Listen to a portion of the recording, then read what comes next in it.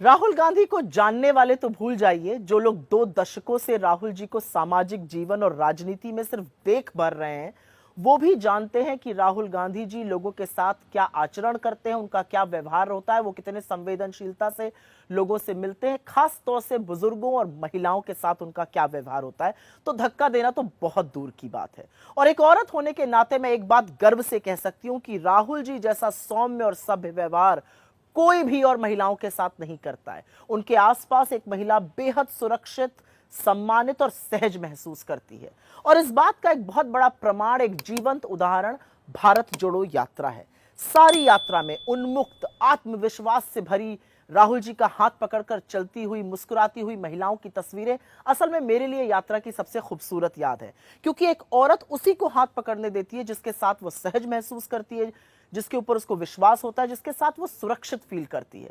BJP के एक नेता की फोटो दिखा दीजिए जहां कोई भी महिला हक से, सम्मान से, बराबरी से, हाथ पकड़ना तो दूर की बात है, उनके साथ भी खड़ी नजर आ जाए।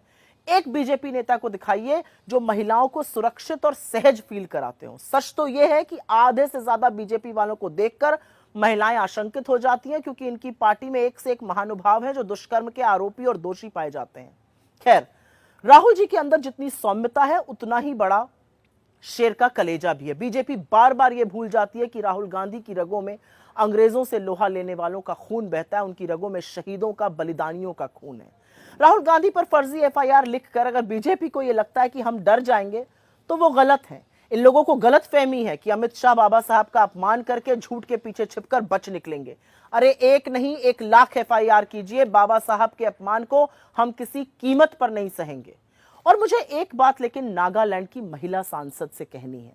आप नॉर्थ ईस्ट से आती हैं, जो मजबूत महिलाओं और बुलंद इरादों के लिए जाना जाता है।